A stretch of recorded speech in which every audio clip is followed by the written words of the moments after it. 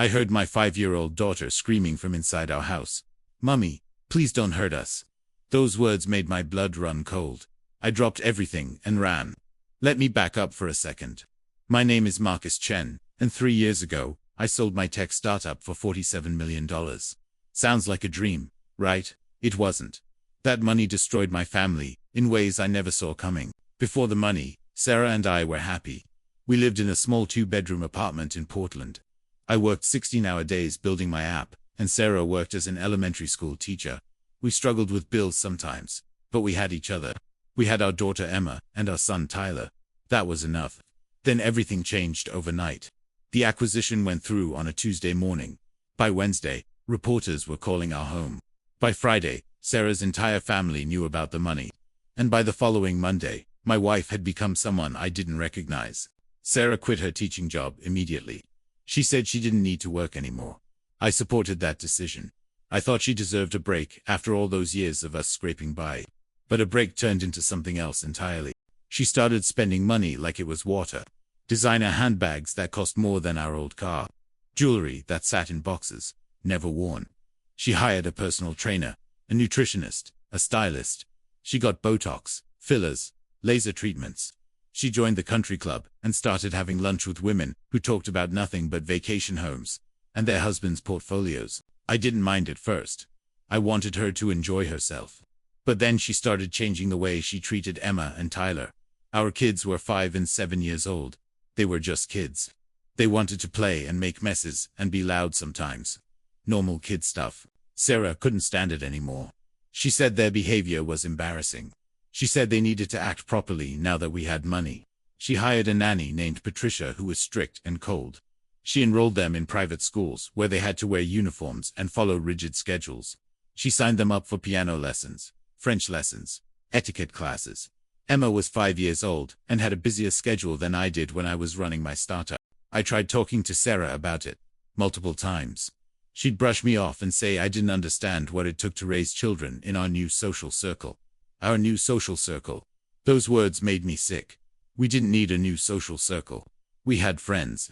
Real friends, who knew us before the money. The worst part was watching my kids change. Emma stopped laughing. She used to laugh at everything. Silly faces, cartoons, her brother's jokes. Now she was quiet and careful. She asked permission before touching anything. She apologized constantly. Tyler started having nightmares. He'd wake up crying 3 or 4 times a week. I was traveling a lot during this time. I had started a venture capital firm and was meeting with entrepreneurs across the country. I thought Sarah had things under control at home. I was wrong. I was so wrong.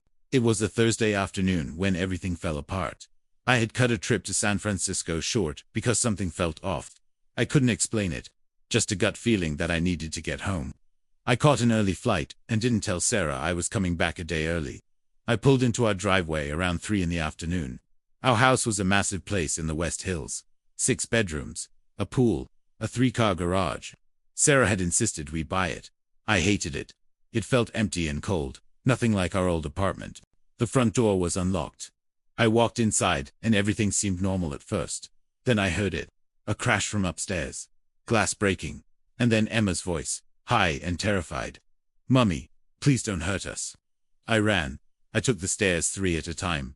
My heart was pounding so hard, I could hear it in my ears. The sounds were coming from Emma's bedroom. I burst through the door and saw something that will haunt me forever. Sarah was standing in the middle of the room, her face red and twisted with rage. She was holding one of Emma's porcelain dolls, the one her grandmother had given her before she passed away. The floor was covered in broken toys. Emma and Tyler were pressed against the wall, crying. Emma had her arms around Tyler, trying to protect him. "What the hell is going on?" My voice came out louder than I intended. Sarah spun around. For a second, she looked surprised to see me. Then her expression hardened. "They ruined the carpet. I just had it professionally cleaned last week, and they spilled juice all over it." I looked down. There was a small stain near the toy chest, maybe the size of a quarter. "You're destroying their room over a juice stain. You don't understand. Everything in this house is expensive. They need to learn to respect our things, our things." I walked over to Emma and Tyler. They grabbed onto me immediately, still crying. "These are children, Sarah. They're our children. They're old enough to know better." I looked around the room. The bookshelf was knocked over. Books were scattered everywhere. Emma's art supplies were crushed. Tyler's stuffed dinosaur, the one he'd had since he was a baby, was torn in half. "How long has this been happening?" I asked quietly. Sarah didn't answer. She just stared at me with cold eyes. Eyes I didn't recognize anymore. Emma's small voice answered instead. "Every day, Daddy. Every day when you're gone." Something broke inside me in that moment. All the warning signs I'd ignored came flooding back. The way the kids flinched when Sarah raised her voice. The way they'd gotten quieter and quieter over the past year. The way Tyler had started wetting the bed again. The way Emma asked me not to go on business trips. I picked up both kids and carried them out of the room. "Pack a bag," I told Sarah. "You need to leave." "Excuse me. This is my house too. Pack a bag or I'll have security escort you out. Your choice." For a moment, I thought she might fight me. Then something in my expression must have convinced her I was serious. She walked past me without another word and went to our bedroom. I took Emma and Tyler downstairs to the kitchen. I made them hot chocolate and sat with them while they drank it. They were still shaking. I was shaking too. "I'm sorry," I kept saying. "I'm so sorry I wasn't here. I'm so sorry I didn't know." Emma looked up at me with those big brown eyes. "Are you leaving again, Daddy?" "No, baby. I'm not going anywhere. I promise." Sarah left that evening with 3 suitcases. She didn't say goodbye to the kids. She didn't apologize. She just got in her car and drove away. The next few weeks were a blur. I hired a child psychologist to work with Emma and Tyler. They needed help processing what had happened. So did I. I filed for divorce and full custody. Sarah's lawyer tried to fight it at first, but I had evidence. Patricia, the nanny, agreed to testify about what she'd witnessed. The kids' teachers had documentation of behavioral changes. My lawyer said it was one of the clearest custody cases he'd ever seen. Sarah didn't show up to most of the court dates.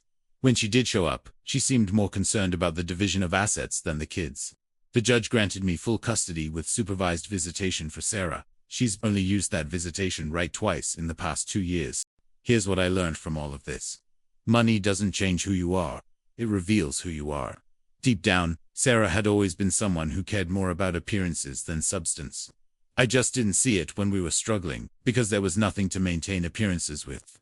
The money gave her the tools to become the worst version of herself. I also learned that success means nothing if your family is falling apart. I was so focused on building wealth and creating opportunities that I missed what was happening in my own home. I missed my daughter's fear and my son's pain. I missed the signs that my wife was hurting our children. After the divorce was finalized, I made some major changes. I sold the house in the West Hills. Emma and Tyler hated it anyway. We moved into a smaller place in southeast Portland, closer to their school and their friends. It has 4 bedrooms and a backyard with a treehouse. The kids love it.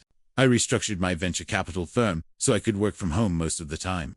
I only travel when absolutely necessary, and I never leave for more than 2 days.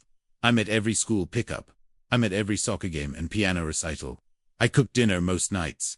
We eat together at the table and talk about our days. Emma is laughing again. It took a while, but she's back to being the silly, joyful kid she used to be. She's in therapy once a week, and it's helping. Tyler's nightmares have mostly stopped. He still sleeps with his dinosaur, the one I had professionally repaired after Sarah tore it.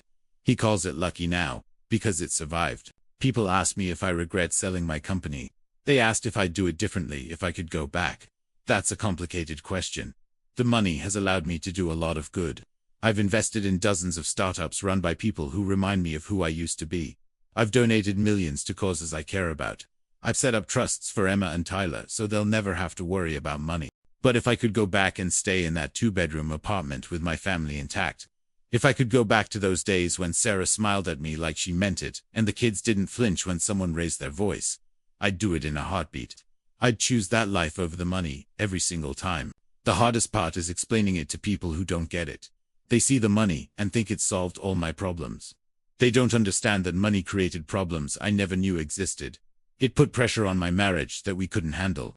It changed my wife into someone who valued things over people. It put my children in danger. I'm sharing this story because I want people to understand something important. Wealth isn't inherently good or bad. It's a tool. It amplifies whatever is already there. If you have a strong foundation built on love and respect and shared values, money can be wonderful. It can give you security and options and the ability to help others.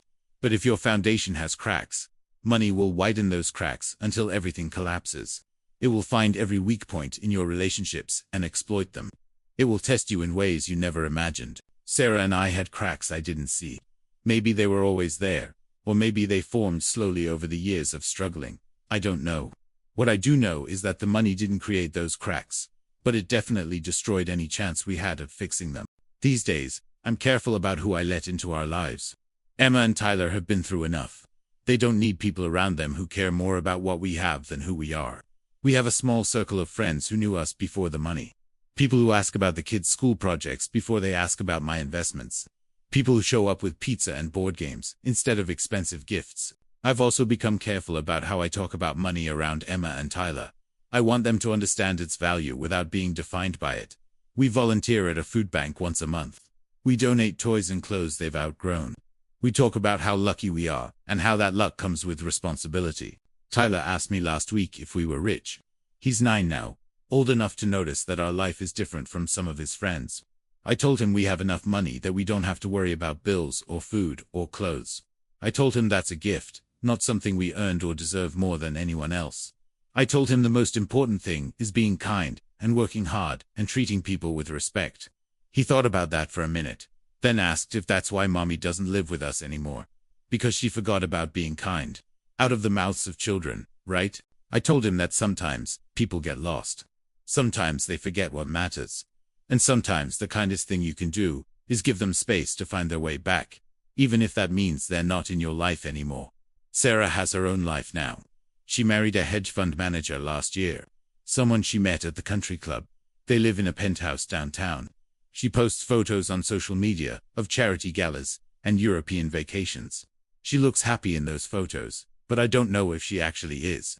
That's not my concern anymore. My concern is the 2 kids currently fighting over the remote control in the living room.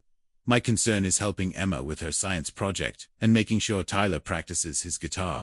My concern is being present for every moment I missed before. I heard my daughter screaming that day, and it woke me up. It forced me to see what I'd been too blind or too busy to notice.